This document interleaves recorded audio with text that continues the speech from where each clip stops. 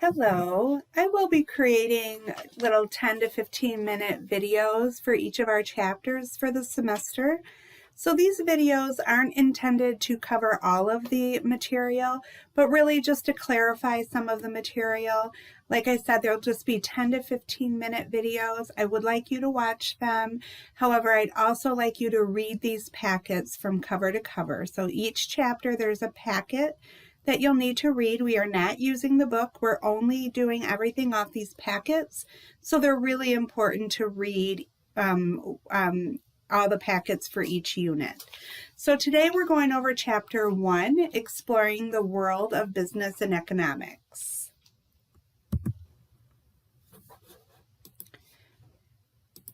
And here are the learning objectives. Again, I'd like you to read these on your own and we'll move forward. So we're going to talk about free enterprise. And free enterprise is what gives you, the consumer, the right to choose. So why study business? We all have the reasons why we were taking our first business course. It could be for help in choosing a career.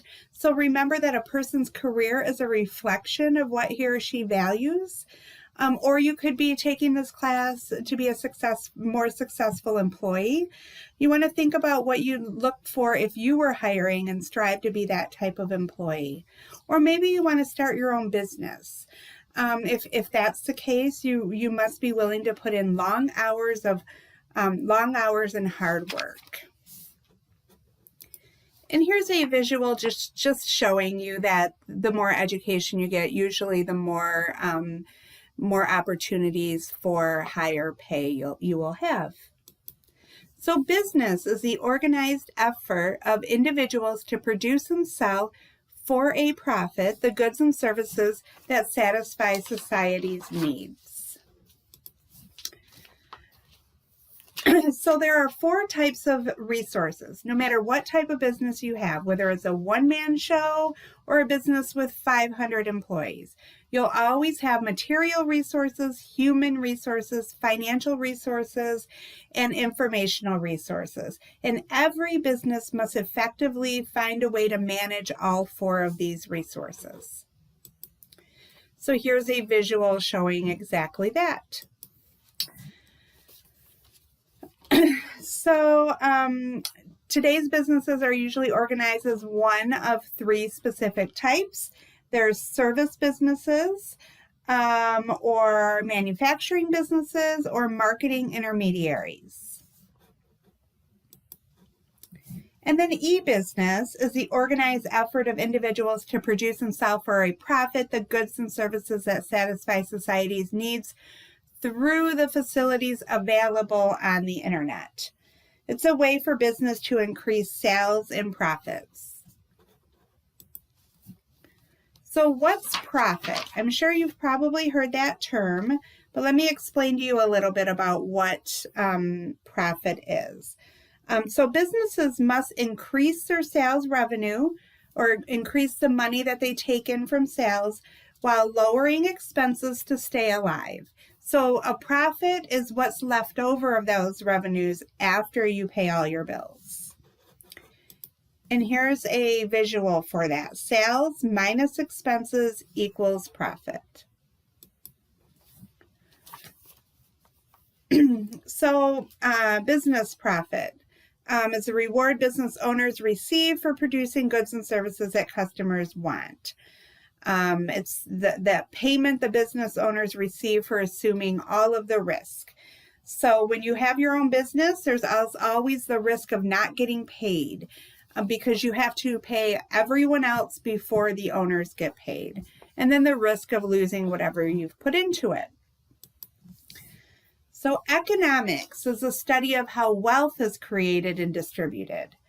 Later on, you'll probably be taking a macroeconomics and maybe a microeconomics course. Moving on, economy is the way in which people deal with creation and distribution of wealth. So, economic systems of the world have differed in essentially 2 ways. First, the ownership of the factors of production. And that's right here. And then also how they answer these 4 basic economic questions that direct a nation's economic activity. These 4 questions, the what, how, for whom, and who owns questions. So Adam Smith argued that a society's interests are best served when the individuals within the society are allowed to pursue their own self-interest. And based on Adam Smith's studies, we have capitalism was formed. So capitalism is the economic system in which individuals own and operate the majority of businesses that provide goods and services. And here are the basic assumptions of Adam Smith's, what he called the laissez-faire capitalism. All the rights. You have the right to create wealth, the right to own things, the right to economic freedom, the right to limited government intervention. So moving on, so based on Adam Smith's studies or based on what he calls capitalism, prices are determined by the interaction of consumers and businesses in the marketplace. So the U.S. is a mixed economy, which has capitalism and socialism. So we already know what capitalism is. We'll talk about socialism in just a couple slides down. So here's something, so our economic system is guided by the interaction of buyers and sellers, with the role of government being taken into account. So moving on, socialism is key industries are owned and controlled by the government. And then there's also communism, which are all workers would contribute to society according to the ability and would receive benefits according to their need. So like I said, the U.S. has a capitalism and socialism economy. So we're very focused on making money and being free to make that money. However, there are government agencies out there that are there to protect people as well. So moving forward, measuring economic performance. There's many indicators of economic performance. There's productivity, gross domestic product, inflation, deflation. And here's a graph comparing GDP levels over 20 years. So there's some other important economic indicators that measure a nation's economy. We've all heard of the unemployment rate. I did some research right before recording this. I was interested in what Michigan and the U.S. Unemployment rates are.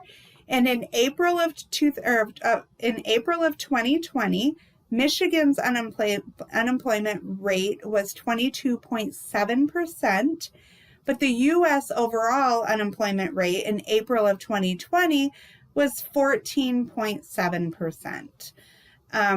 Of course, COVID impacted the unemployment rates dramatically, and we're hoping over time those rates will go back down. And here's a table identifying 7 more measures used to evaluate the nation's economic health. Then moving on to the business cycle. So, like I said, I told you a little bit about the unemployment rates as of April of 2020, but hopefully currently we are in the recession. We are in a recession due to COVID, but we're hoping that we'll be moving into the recovery or expansion phase as they come up with a vaccine and things are opened back up to normal. So competition. So competition is a rivalry among businesses for sales to potential customers. Economics recognize 4 different degrees of competition, and we'll talk about these 4 different degrees.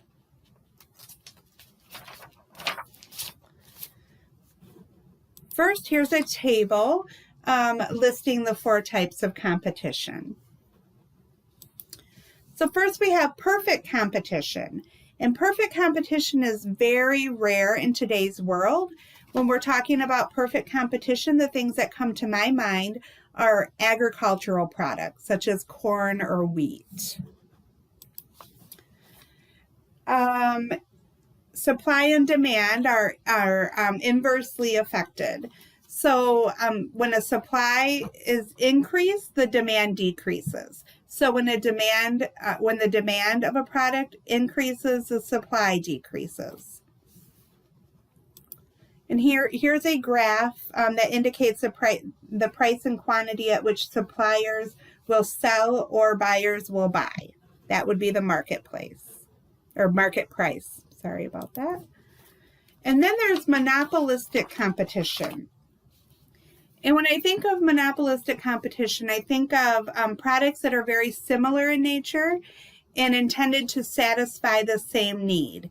So clothing, shoes, soaps, furniture, they would use monopolistic competition, not to be confused with a monopoly.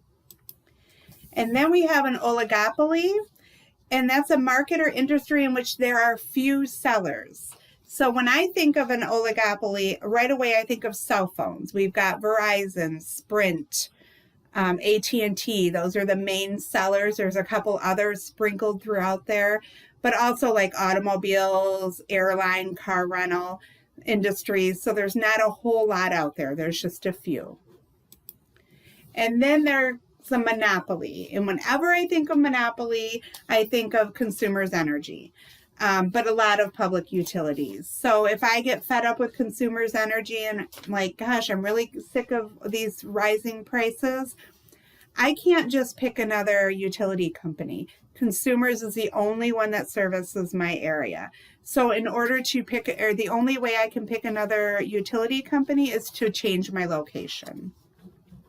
Copyrights and patents also allow for a legal monopoly, because once you have a patent on a product or a copyright, nobody can use that patent or copyright for a limited number of years. So during that time frame, you do have a monopoly, and it's legal to have that monopoly.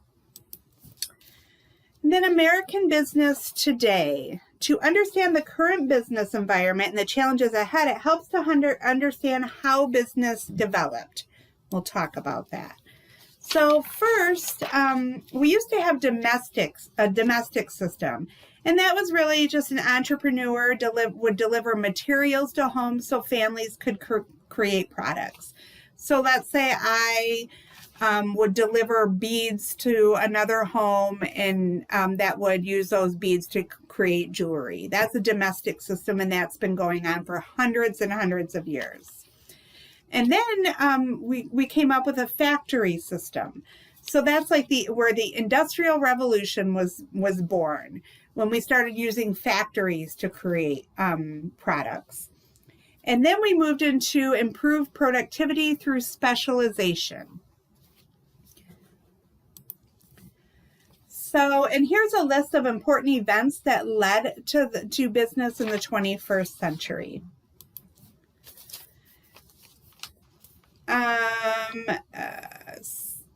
Service businesses, or really in 2000 and beyond, we're moving towards service businesses like restaurants, dry cleaners, real estate companies.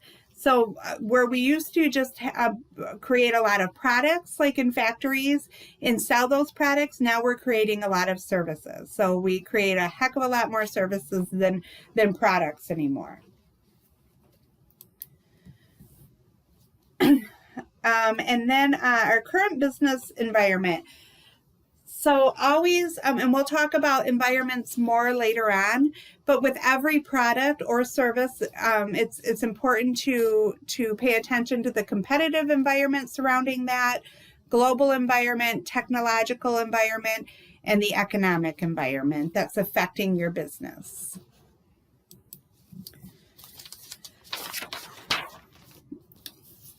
And then here's a couple slides listing all of the challenges ahead. But I would like you to take some time to really read these questions and use your newfound knowledge of American business systems to see if you can come up with some solutions. And that is it for this chapter. Thank you.